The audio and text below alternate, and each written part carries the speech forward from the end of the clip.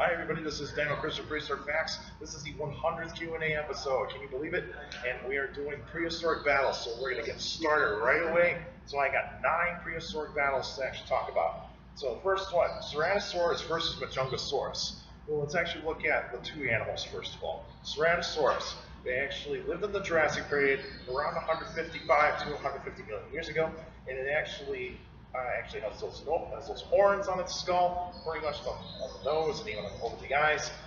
Very well-known type of dinosaur, and has those four-fingered hands, and has those very blade-like teeth, and a medium-sized predator. And then we actually have Megalodon, which actually lived around 75 to 66 million years ago in Madagascar in the Cretaceous. And so it's a medium-sized predator, like Ceratosaurus is, around 9 feet tall, and probably could actually get to about 20 feet in length. And it's got some very unusual-looking features, like a short bulldog head, and also those very nubby-looking arms. And so let's actually see how these two would actually battle out. First of all, Ceratosaurus and Megalodon, in terms of intelligence, they're not going to be very well equipped in terms of intelligence. So they're actually not going to actually have the best necessary skills in terms of intellect.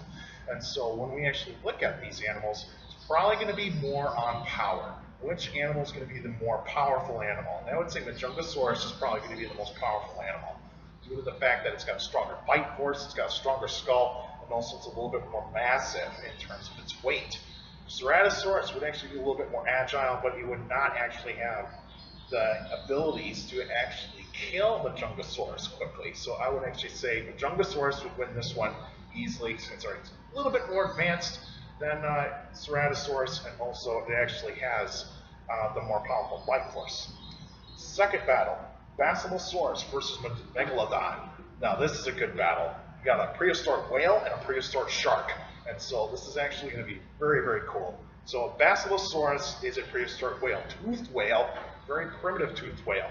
And so it's got those small fins on the back that is not really used for anything. It's very, what we call vestigial, not very well used type of limbs. And then you actually have its primary weapon, teeth. The teeth of Alamosaurus are just incredible. It's got those like sperm whale type of teeth in the front, and it's got these like tusk-like teeth in the back for slicing up meat. And also it's a prehistoric whale, so it breathes air. And then you actually have Megalodon, which is considered to be the biggest predatory fish that has ever lived. 50 to 70 feet long, most powerful bite force in the animal kingdom and on the planet Earth in its Earth's history. Almost 50,000 pounds per square inch. That is incredible. And so this thing fed on whales. And so probably comes down to ability to stay in the water long enough. And that would actually be the weakness of Alamosaurus. It needs air to breathe.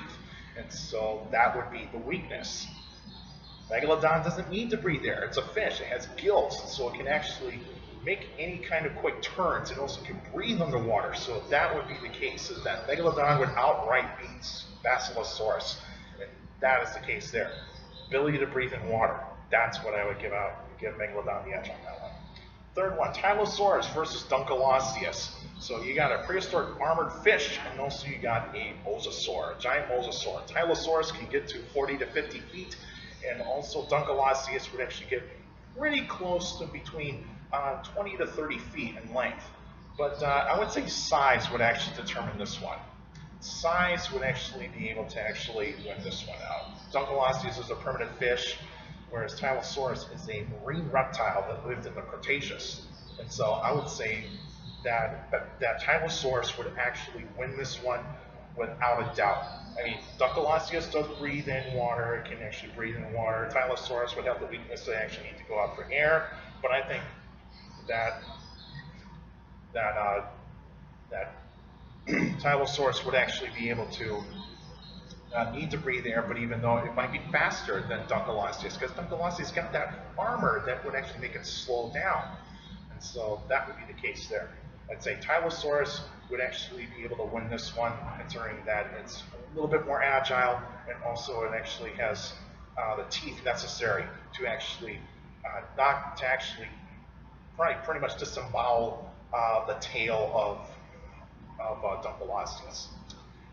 Fourth one, Alamosaurus versus Saurophaganax. Now this is actually a cool battle. Alamosaurus, a later titanosaur that lived in the Cretaceous, late Cretaceous I might add, in North America and Mexico, around 70 to 66 million years ago, and Saurophaganax that lived in the Jurassic around 150 million years ago. And so Saurophaganax would actually be the largest theropod in its time, and then you have Alamosaurus would actually be one of the last living sauropods that were living at that time. And so I would say that in terms of this, Saurophaganax probably might actually win this one out. Because it's a predator, it might actually be able to outdo Alamosaurus in terms of weapons. Because, of course, it's a carnivore. It has those blade-like teeth. It's got those large claws on the hands, and you actually see that Alamosaurus is not really that large of a sauropod. It's actually kind of like a medium to large sauropod, so it's not really going to outright beat Saurophaganax very well. So I would actually say that Saurophaganax, being the predator, would actually win this one out. Fifth one, we actually have Pachycephalosaurus versus Cryolophosaurus. Now you have Cryolophosaurus, which actually lived in the early Jurassic, around 195 million years ago, and then you have Pachycephalosaurus, which is in the Cretaceous, pretty much living in the late Cretaceous in the Hill Creek Formation, around 70 to 66 million years ago. So one has actually got a dulled head and actually would be able to use speed and its head to actually be used as a weapon to actually distract predators to make sure that it can escape. And then you have Cryolophosaurus being a predator. It's a primitive dinosaur, a type of dinosaur that belongs to a group of dinosaurs called a Dilophosaurids. So it's living in the same family as Dilophosaurus. And so, looking at this battle, I would say Pachycephalosaurus would win this one, considering that it's probably got a bigger brain. It's got a little bit more advanced brain, and it actually probably has the speed and also the weaponry necessary to actually knock out Cryolophosaurus with a good, nasty head blow right in the head of Cryolophosaurus. So Cryolophosaurus can't use its head for any reason whatsoever besides biting, and so that would be the case there. 6-1, group of T-Rexes versus a group of Utah Raptors. Well, you got size and you got speed. And so size would actually possibly be the reason why I think a group of T-Rexes would actually win this one. It's like, say, if there was 3 T-Rexes compared to 6 Utah Raptors, I would actually say that T-Rexes is still going to win, because first of all, if you have 2 Utah Raptors going up against 1 T-Rex, then it would actually not be a really good fight anyway, because first of all, size would actually determine the winner in this one. Tyrannosaurus Rex, much larger than Utah Raptor, 40 feet long, between 6 to 7 tons in weight, and could actually have the bite force necessary to kill Utah Raptor easily. 13,000 pounds per square inch. Not even close to pick this battle. And 7th one, Yanchuanosaurus versus Saurophaganax. So you got 2 allosaurids competing against each other. Saurophaganax could actually get between 40 to 45 feet in length. Yanchuanosaurus is actually a bit smaller, so it would actually be 25 to 30 feet. So agility versus size. So I would actually say Saurophaganax, being larger, would actually be able to win this one. Yanchuanosaurus might get a few blows here and there, but it's not going to actually win the battle outright, dude. It's because its lack of muscle power. Saurophaganax has got the more muscle power, whereas Yanchuanosaurus is a bit more agile, might be able to get a few bites here and there, but it's not going to defeat Saurophaganax outright. Saurophaganax, 1 bite right in the neck area of Yanchuanosaurus. Yanchuanosaurus is done for. 8th one, Brygmophysaur versus Dunkleosteus. And so you got a sperm whale versus a Dunkleosteus. And so Brygmophysaur is a toothed whale. It's a sperm whale, and so it actually has the ability to have sonar and also have that bite necessary to actually capture slippery prey.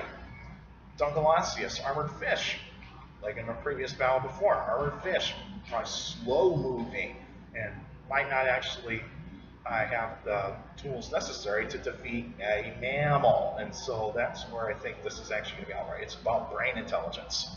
It's about intellect. Brachiophysiter is a mammal. It has the ability to actually figure out the weaknesses of its opponent. And so that's the reason why I think Brachiophysiter would win this one.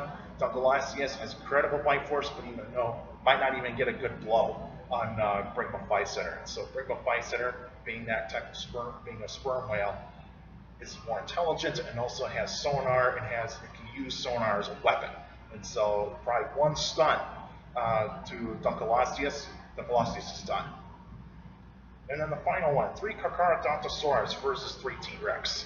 So animals that are the same size, that are actually the same size, and you actually have animals that lived further apart from each other. And so Carcharodontosaurus lived around 110 to 100 million years ago, versus Tyrannosaurus rex lived 68 to 66 million years ago. And so this is actually going to be a very, very unique battle.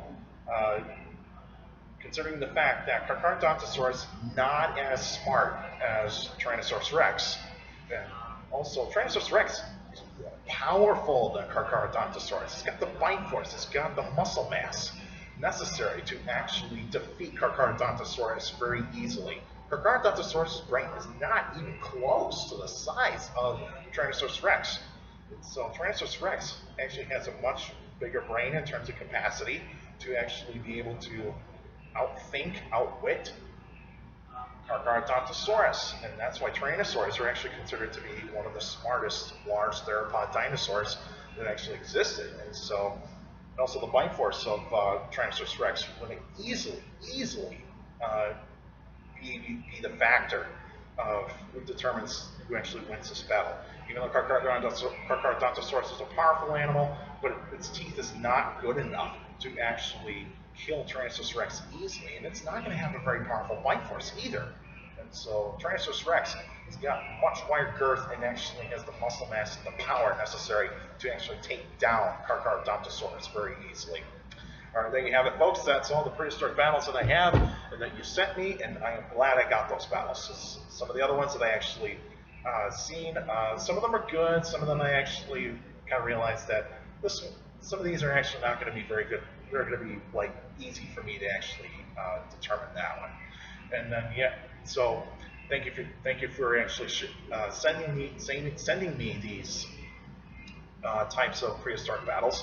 And then next week would actually be bringing back these special episodes, and now we'll actually do the 101 special episode. It'll be a redux, so it'll be a prehistoric animal I've done before, but this time it's actually going to be more information, and also this time it's new information. And so that would actually be really cool for you guys to actually get to hear an animal that I actually done before and actually can bring you new information. And Neanderthal right behind you. You think that this is a good balance question? Neanderthals can't answer me.